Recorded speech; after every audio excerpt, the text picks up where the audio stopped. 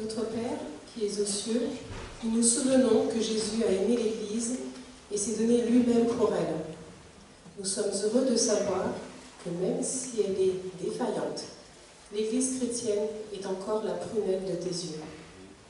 Bénis-nous par le Saint-Esprit, alors que l'Église aujourd'hui s'assemble et cherche à t'adorer en esprit et en vérité, au nom de Jésus. Amen. Amen. Bonjour à tous, bonjour à toutes. Je suis un peu stressée pour une fois, parce que c'est un message qui m'a interpellée et que Dieu m'a mis à cœur. Et vous savez quel jour on est aujourd'hui? On est le 25 janvier, et c'est le 25 janvier que je suis née. Et donc, aujourd'hui, c'est une journée spéciale pour moi, parce que c'est une journée d'action de grâce, parce que le Seigneur m'a permis d'être ici devant vous, encore une année de plus. Et le fait que ce soit aussi ce 25 janvier, eh bien, ça m'a aussi inspiré un texte qu'on connaît tous, et qui est dans le... Excusez-moi, il y a des pages qui me... Dans Jean chapitre 3. Mais avant de commencer, je vais juste prier. Père Céleste, je veux te remercier pour cette nouvelle année que tu me donnes. Je te remercie aussi parce que je sais que tout ce mois de janvier, il y en a qui ont aussi fêté leur anniversaire de naissance, leur anniversaire spirituel et leur anniversaire peut-être de mariage. Père, toutes ces choses, c'est une grâce que tu nous fais. Merci pour la vie, pour tout ce que tu as accompli pour nous, afin que nous soyons présents ici, aujourd'hui. Je voudrais, Seigneur, que tu nous assistes de ton Esprit Saint, afin que ce message que tu m'as donné à cœur de partager ne soit pas la mienne, mais la tienne. Et que nous soyons, Seigneur, nous ayons un cœur ouvert pour entendre ce que tu as à nous dire en ce matin. Béni sois-tu, béni soit ton nom, au nom de Jésus. Amen.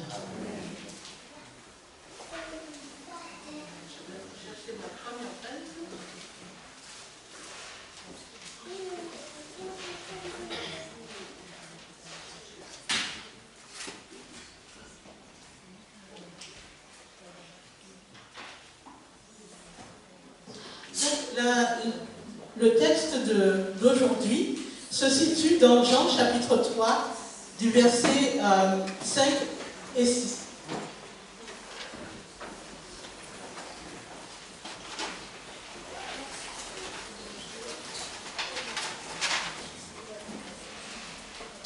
Jean chapitre 3, versets 5 et 6, qui nous dit: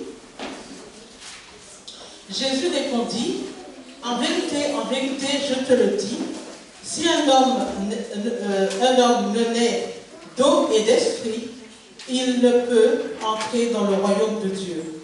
Ce qui est né de la chair est chair, et ce qui est né de l'esprit est esprit. Aujourd'hui, oui, je fête mon anniversaire, et c'est ma naissance, la date de ma naissance naturelle. Et j'ai eu une deuxième naissance. Elle a eu lieu 21 ans plus tard, un 9 février. La première a précédé l'autre.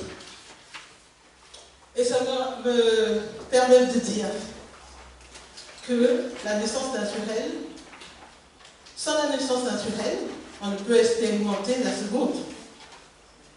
Et donc, elles sont étroitement liées. Et pourtant, elles comportent des éléments différents. Quelles sont ces origines et qu'est-ce qui les différencie?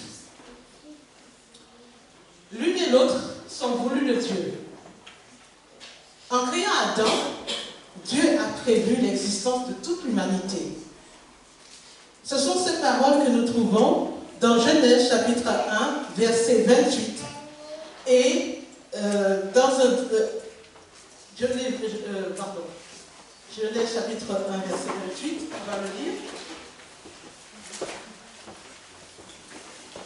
Je pense qu'on le connaît. Genèse chapitre 1, verset 28.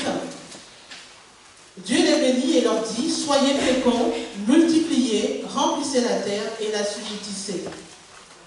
Et dominez sur les poissons de la mer, sur les oiseaux du ciel et sur tout animal qui se meut sur la terre.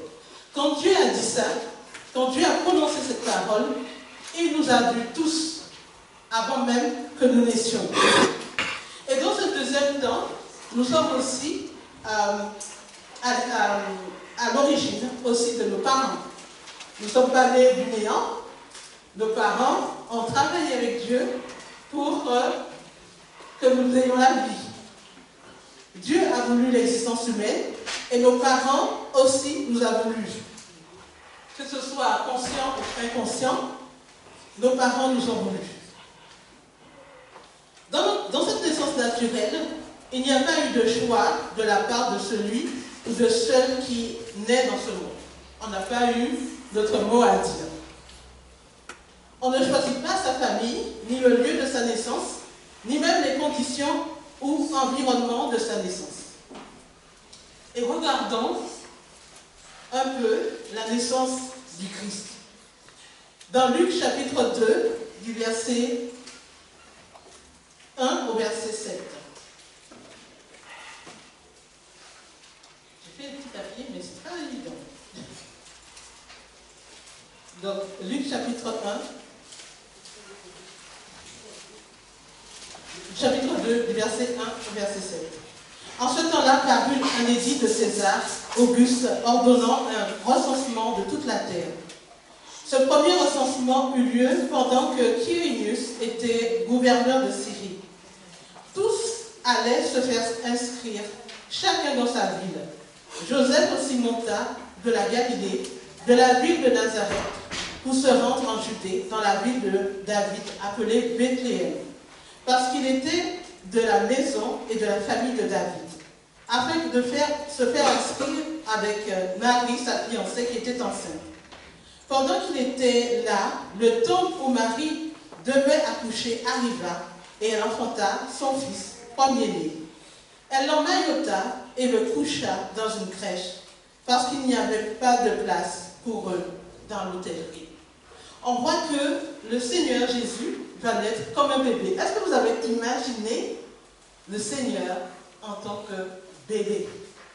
Un bébé vulnérable, dépendant totalement de ses parents. Et là, on voit que le Seigneur n'est pas né dans les conditions les plus favorables, dans des conditions, naître dans une étable, c'est pas... Normalement, aujourd'hui, on est dans un hôpital. On a les médecins, on a tout. S'il y a un problème, on peut réagir. Mais Dieu, là, Jésus naît dans des conditions pas les meilleures. Donc, sa naissance n'a pas eu lieu dans les meilleures conditions qui soient, mais c'est ainsi que cela avait été prévu. Nous pouvons être nés dans des conditions défavorables. L'exemple de Jésus nous rappelle que même si parfois on dit qu'on est des accidents ou l'effet du hasard, Dieu, en permettant que nous parvenions à l'existence, a un plan pour chacun de nous. Il a vu ce qu'il ferait de nous si nous le laissons faire. Quand nous naissons, nous sommes bébés, puis enfants, adolescents, adultes, puis vieillards malheureusement. Jésus a passé par tous ces stades, sauf peut-être devenir vieillard.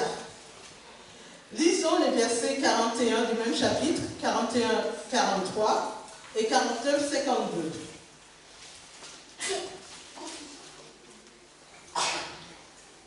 Les parents de Jésus allaient chaque année à Jérusalem, à la fête de Pâques. Lorsqu'il fut âgé de 12 ans, ils montèrent selon la coutume de la fête. Puis, quand les jours furent écoulés et qu'ils s'en retournèrent, l'enfant Jésus resta à Jérusalem. Son père et sa mère ne s'en aperçurent pas. Donc là, Jésus, il a quel âge? Il nous est dit là 12 ans. Et on sait qu'à 12 ans, c'est la bar mitzvah, si je prononce bien. C'est là où l'enfant, le jeune, peut maintenant lire la Torah. Et au verset 49 à 52, il leur dit, pourquoi cherchez-vous? Pourquoi me cherchez-vous? Ne savez-vous pas qu'il faut que je m'occupe des affaires de mon père? Mais ils ne comprirent pas ce qu'il leur disait. Puis, il descendit avec eux pour aller à Nazareth et il leur était soumis. Sa mère gardait toutes ces choses dans son cœur. On voit la réaction là de Jésus en tant qu'il lui connaît son identité, il sait qu'il est le Fils de Dieu. Et là, il dit à ses parents qui s'inquiétaient, il dit, mais moi, là, je m'occupe des affaires de mon père. Et pourtant, il va être soumis à ses parents. Vous vous rendez compte? Le Dieu du ciel, se rend soumis à ses parents terrestres. Est-ce que vous imaginez? Est-ce que vous représentez ce que, à 12 ans, le Seigneur, il est dit de lui là?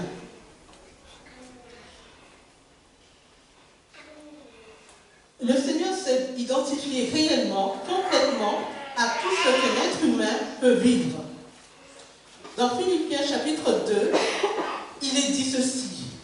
Il s'est rendu semblable aux hommes. Et dans Hébreux chapitre 2, versets 16 à 17, il devait être rendu à tous égards semblable à ses frères. Jésus a été un bébé, un adolescent, un adulte. Il a exercé un métier manuel.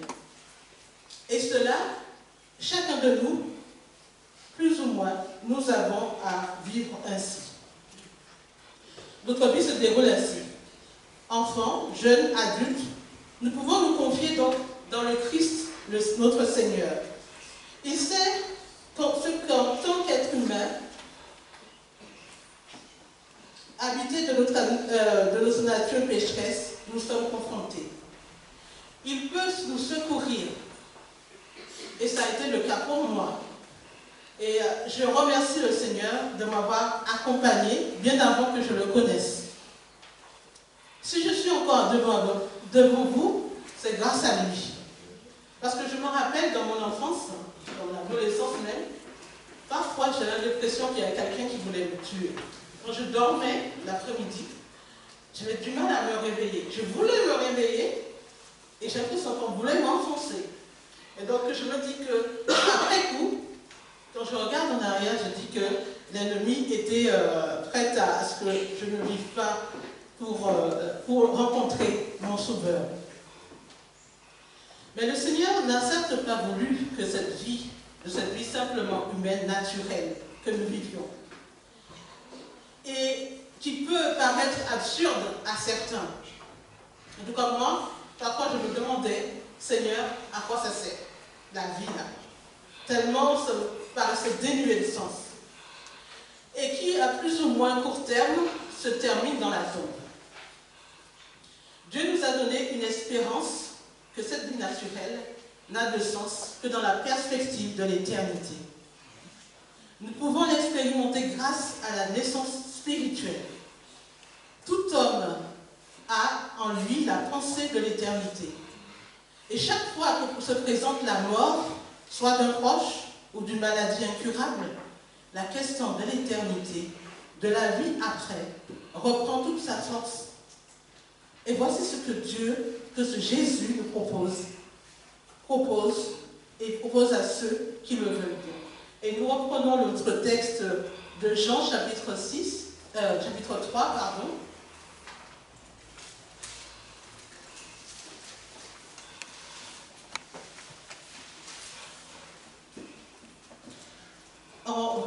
Je vais le relire à partir du verset 3. Jésus lui répondit, en vérité, je te le dis, si un homme ne naît d'eau ne naît de nouveau, il ne peut voir le royaume de Dieu. Nicodème lui dit, comment un homme peut-il naître quand il est vieux? Peut-il rentrer dans le sein de sa mère et naître?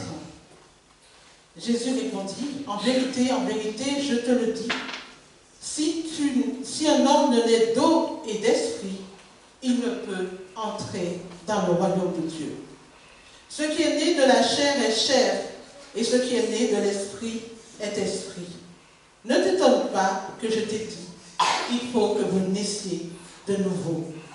Et dans le verset quand Jésus dit en vérité, dans l'original, dans le grec, c'est Amen, Amen, Amen. Et je te dis à toi, si un homme ne naît d'eau et d'esprit, il ne peut entrer dans le royaume de Dieu.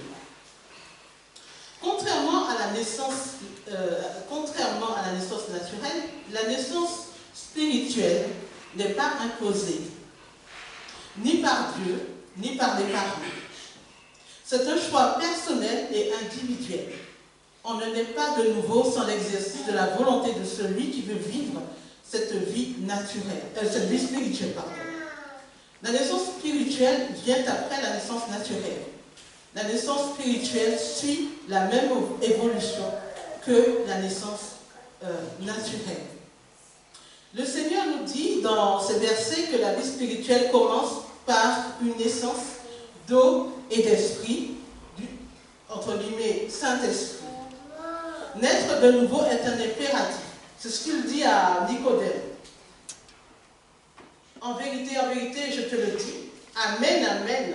Si un homme ne naît d'eau et d'esprit, il ne peut entrer dans le royaume de Dieu. C'est un impératif si on veut entrer dans le royaume de Dieu. Ce n'est pas une option si on veut vivre l'éternité. Nicodème était peut-être, et est, parce que j'ai consulté Mme White dans son livre Jésus-Christ, est de ces pharisiens qui n'ont pas adhéré au baptême d'eau prêché par Jean-Baptiste. Ils se considéraient comme pas concernés par l'appel à la repentance. C'est vrai qu'il était un chef religieux, participant du Sanhédrin, du conseil du Sanhédrin, qu'il avait l'estime du peuple, et il ne se s'est pas du tout senti concerné par l'appel à la repentance, et donc par l'appel à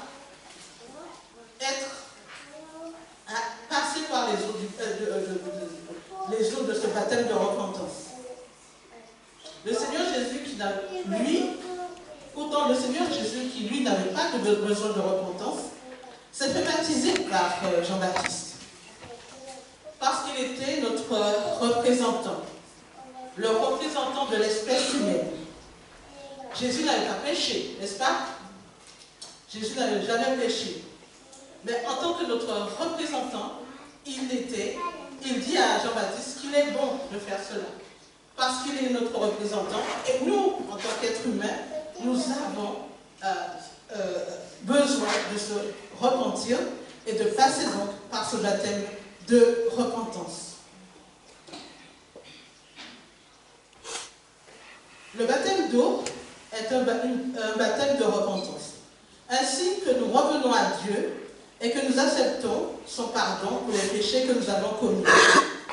L'apôtre Pierre nous explique ce que représente le baptême d'eau dans 1 Pierre chapitre 3, verset 21, et l'apôtre Paul aussi dans Romains chapitre 6, verset 3 à 14. Est-ce qu'il y a quelqu'un qui veut bien lire 1 Pierre 3, verset 21 et une autre personne, Romains 6, verset 3 à 14. Je vais vous demander un peu de participation.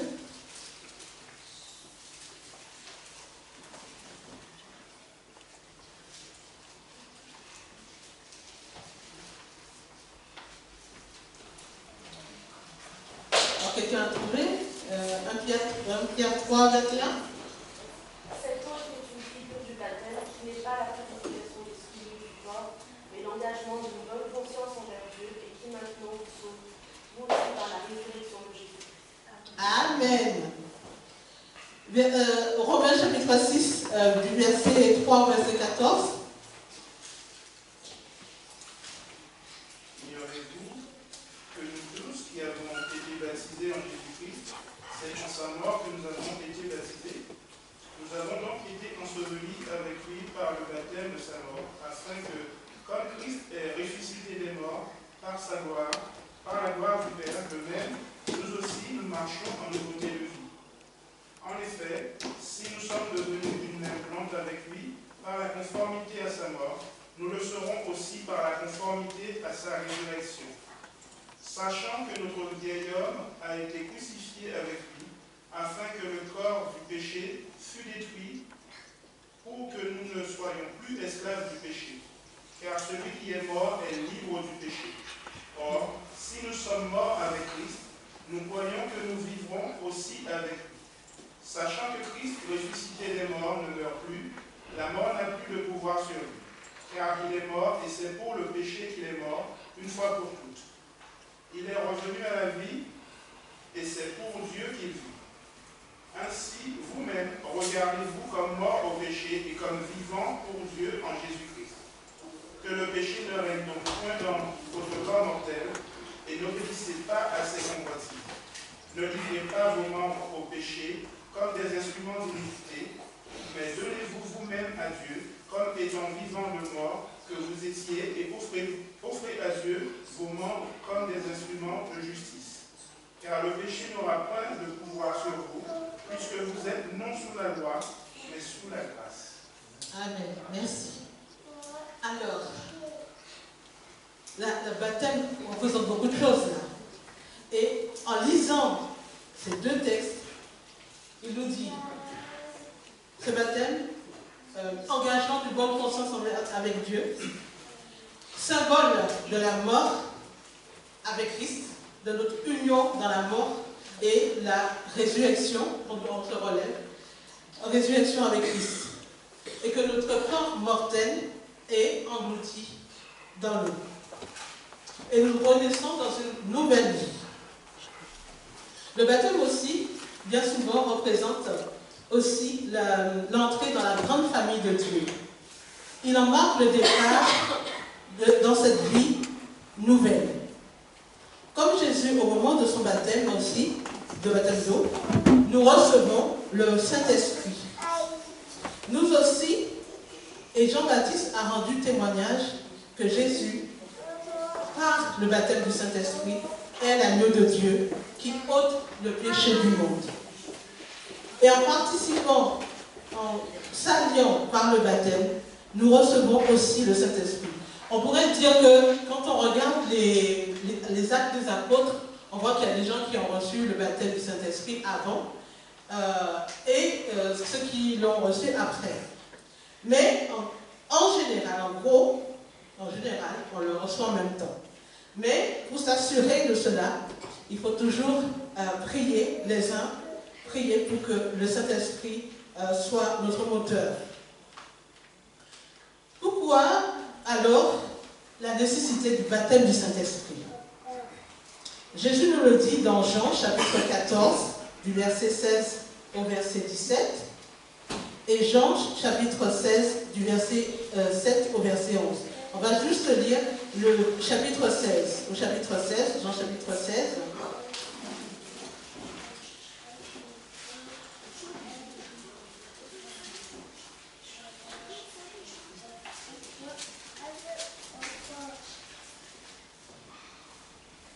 Jean chapitre 16,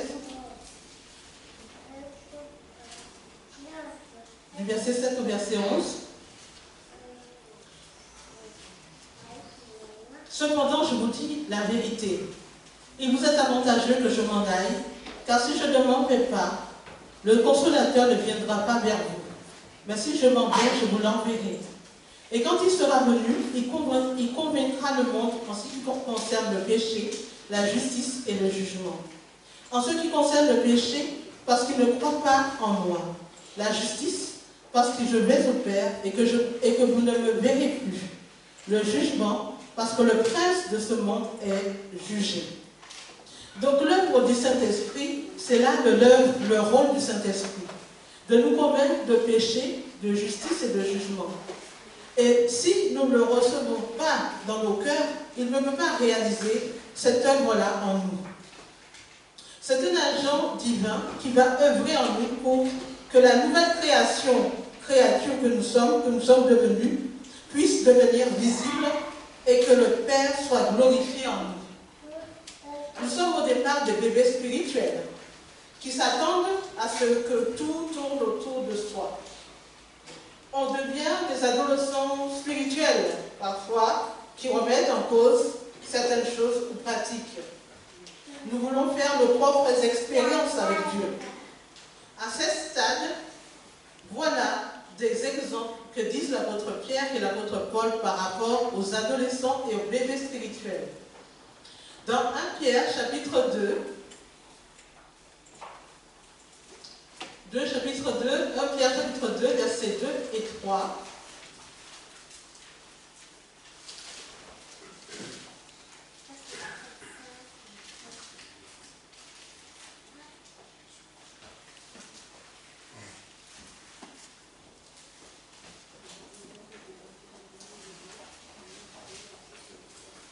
Pierre chapitre 2 et 3. Si vous avez goûté que le... je vais lire à partir du verset 1, ça serait mieux. Rejetons donc toute malice et toute ruse, la dissimulation, l'envie et toute médisance. Désirez comme des enfants nouveau-nés le lait spirituel et pur, afin que par lui vous croissiez pour le salut. Si vous avez goûté que le Seigneur est bon. Quand les bébés, comment ils grandissent? Comment les bébés grandissent? On leur donne du lait, en général le lait maternel, et au fur et à mesure, pendant qu'ils grandissent, s'ils prennent du poids, on sait que ça va bien, qu'ils se développent bien. Et si à un moment on voit qu'il y a une baisse, on sait qu'il y a un problème. Donc, et à un moment, arrivé à un moment, ils n'ont plus besoin de ce lait. Bien que nous, les êtres humains, continuons à boire du lait, mais normalement, il n'y a plus besoin de lait. Il y a besoin de nourriture solide. Et c'est comme ça qu'on fait la transition avec les bébés. Ils boivent toujours un peu de lait et on commence à leur donner un peu de nourriture solide. Dans 1 Corinthiens chapitre 3,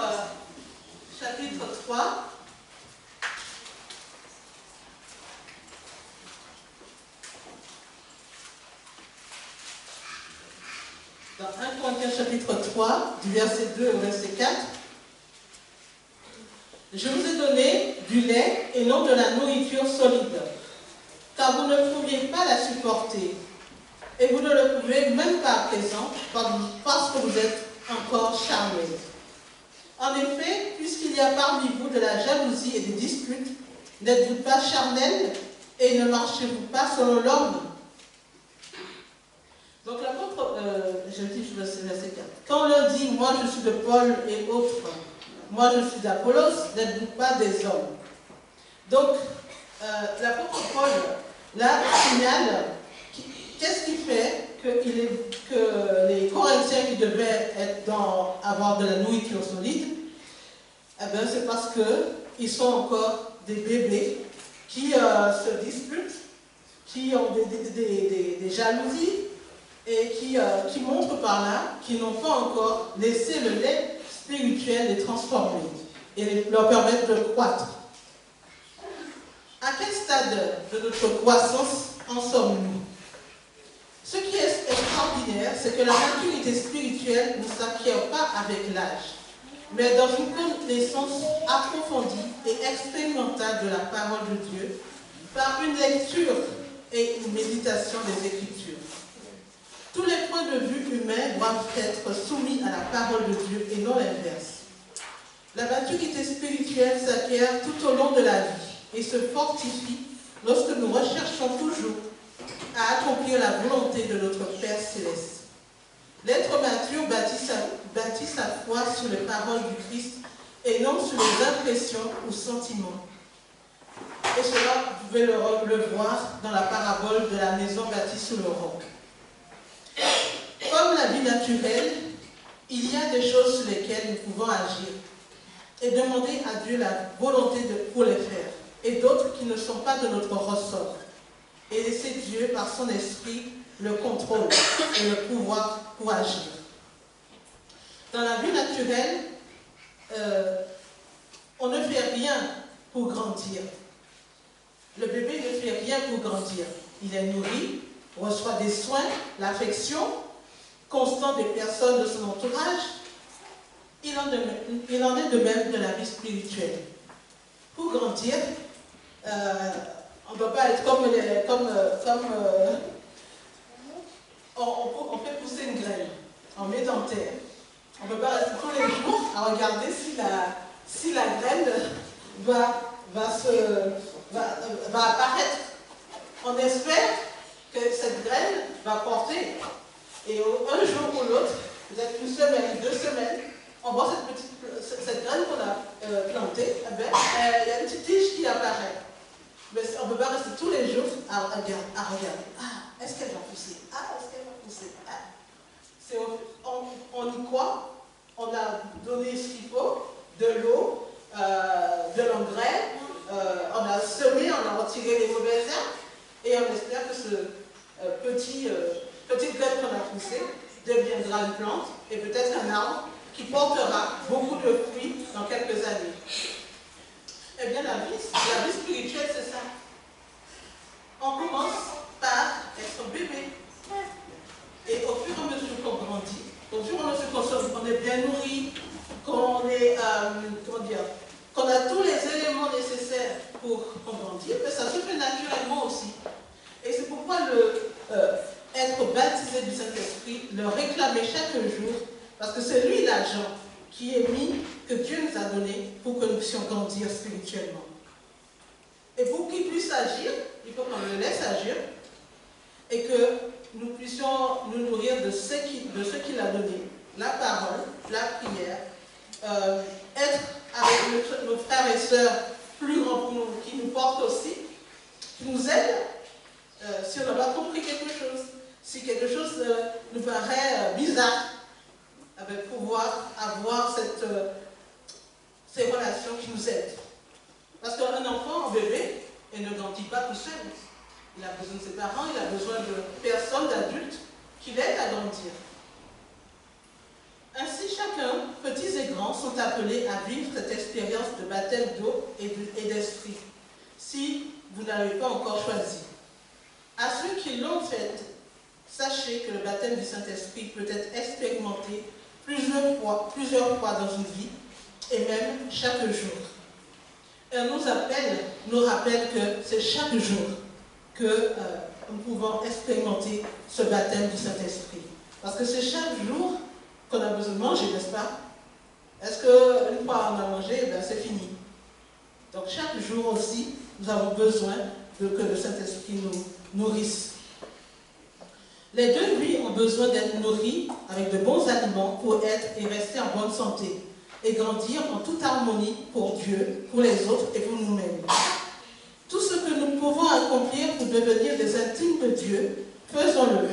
Et que Dieu soit avec nous partout et soit en tout. Le chant qui suit cette méditation nous invite à continuer à parfaire notre vie avec Jésus, parfaire notre relation avec Jésus. Car le parcours de vie est semé d'embûches, d'obstacles. Donc, faisons appel à Jésus chaque jour. C'est là mon souhait pour chacun d'entre nous et que Dieu nous bénisse. Amen. Père Céleste, oui, tu as pourvu aux besoins de ma foi. Combien de fois, Seigneur, tu es venu au secours de ma foi, car je doutais pour telle chose. Mais une chose que tu m'as donnée comme certitude, c'est que je veux rester attaché à toi.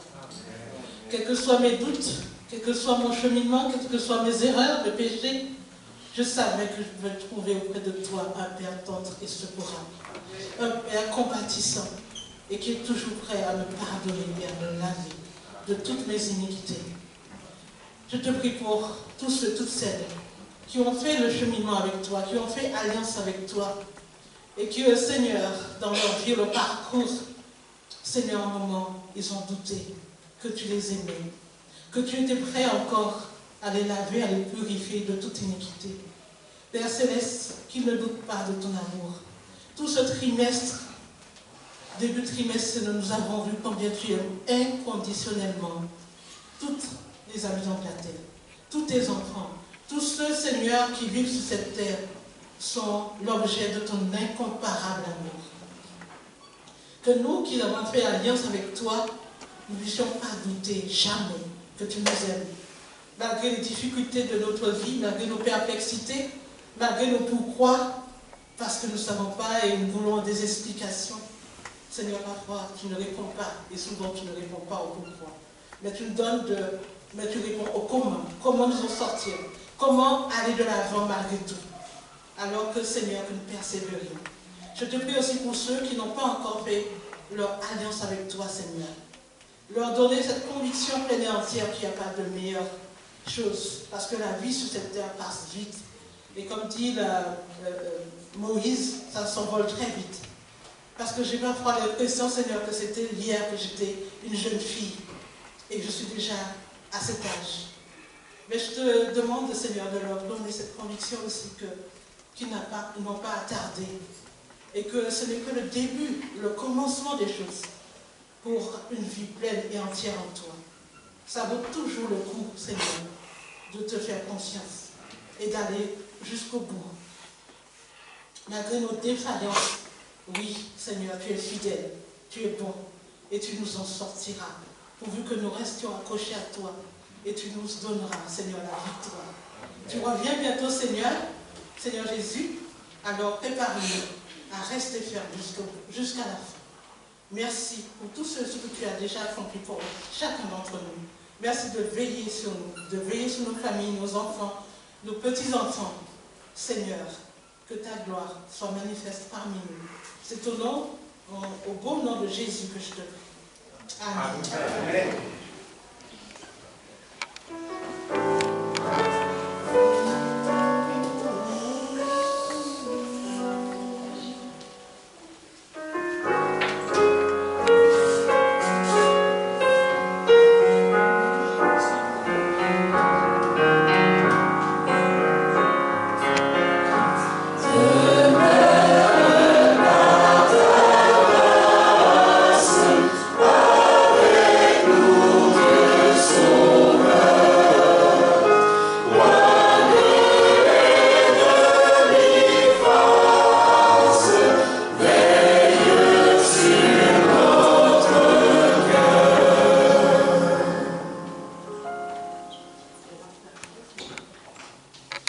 Que l'Éternel nous bénisse et nous garde. Que sa paix nous accompagne. Au nom de Jésus. Amen. Amen.